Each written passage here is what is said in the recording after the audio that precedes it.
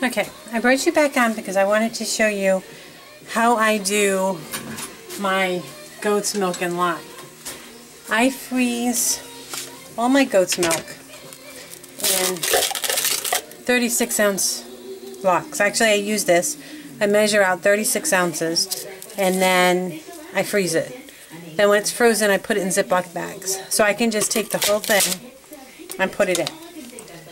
So then I tare it out. And I want to do 0 super fat. So I measure my lye.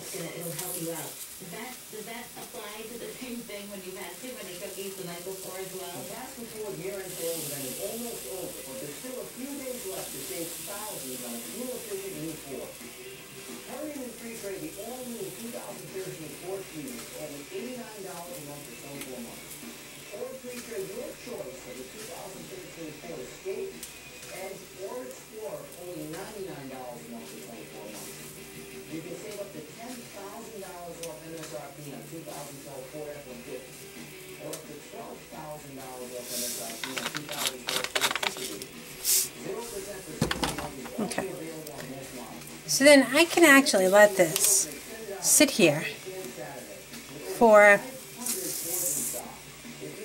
I don't know, as long as it's not in the summer, it's quite a while. But what I'll do is I'll mix it up for this because I have my salad oils melting in a pan. I don't melt them in the crock pot, they just take too long. I have my liquid oils already measured out, and I'll add that to my hot oils just in case I overheat the oils just a little bit. The cool oils separated, the liquid oils like the olive oil and the castor oil and the other liquid oils that I add to my batch will actually cool down the batch. But this is how I do it. I don't think you can actually see me here. Yeah, see me a little bit. I'll bring it down a little bit more. There you go.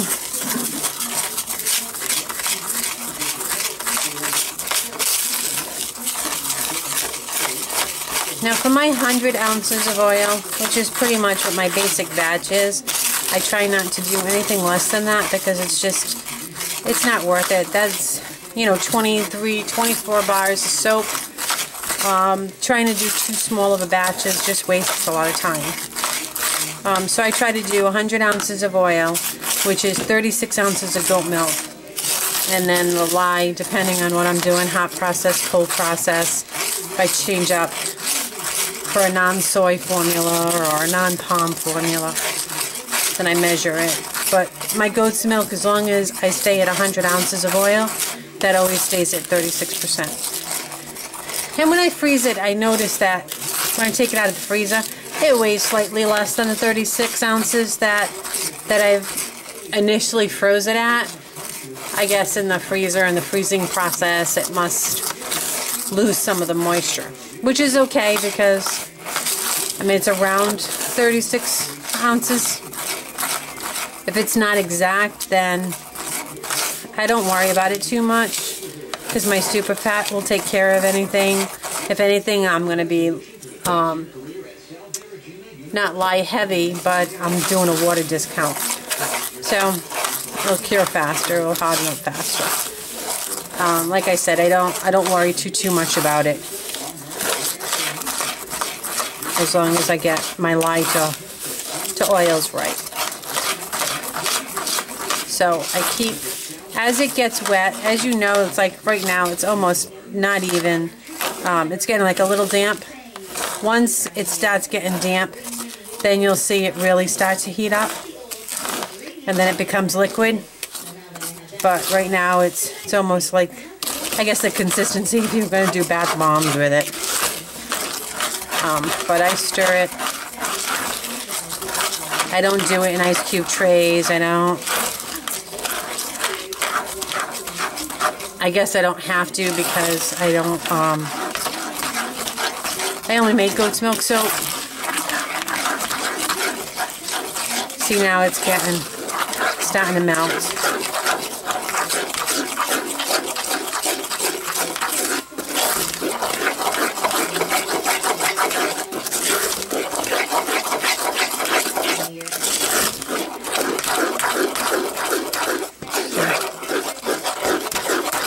this is where it's important that you have to constantly stir it, and it will go underneath.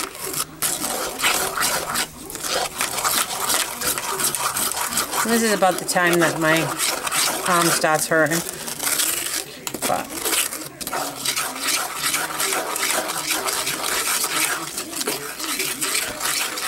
and it doesn't generally overheat because I have this huge block of frozen goat's milk in there. So by the time it freezes anything near enough of that, it's already cooled down.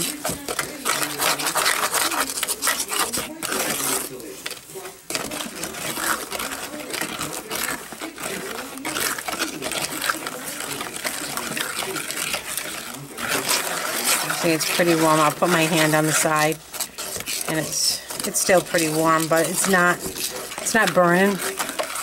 It'll get like a little on the yellow tinge side, but it lightens up as the goat milk melts. So I keep stirring. And I don't get any bad fumes or nasty smells. I freeze my goat milk the day after I milk it.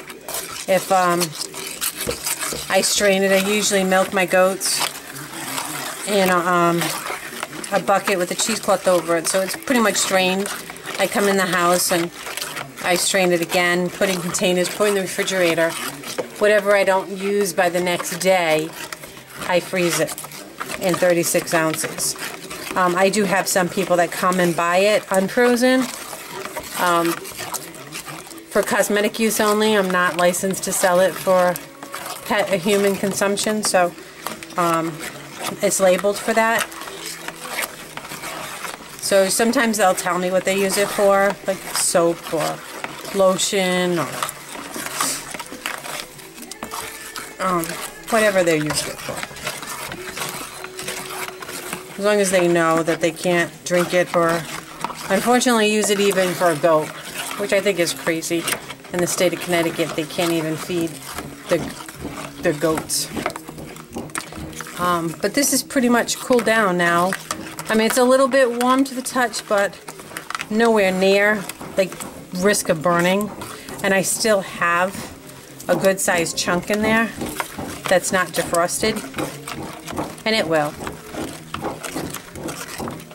It'll defrost, but I tend to keep stirring it while my oils are melting.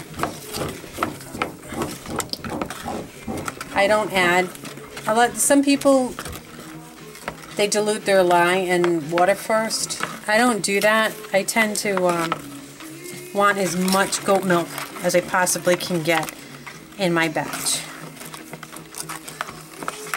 I find it makes a big difference as far as dryness.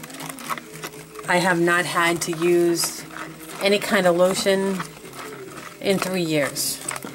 Well, I should say 2.5 years since I started making soap. I think I'm going on 3 years now.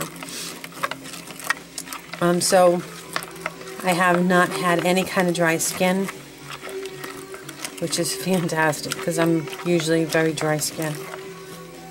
So this is actually cool to the touch. And let me see if I have a...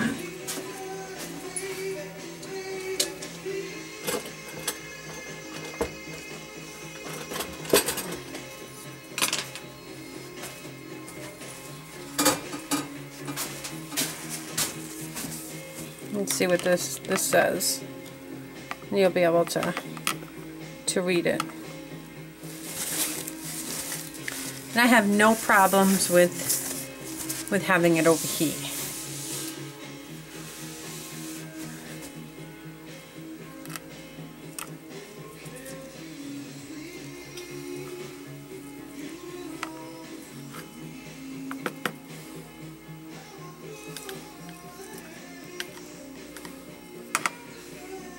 Yeah, it's not even, it's barely at 90, is it? No, it's not even at 70. And there's still frozen goat milk in there. Which, at 70 degrees, that's still going to melt. So I don't have to worry about it by the time I'm ready to mix it in with the oils. That will be melted. So I just wanted to show you my process of how I mix my goat milk and lye. Hope this helps. It's not as tricky as a lot of people think. I find it so much easier doing it in one big block. But then again, like I said, I do goat milk often, so when I freeze it, it's a lot easier to freeze it in 36 ounces than in ice cube trays. Okay, so I'll be back when I'm ready to mix this with the oils.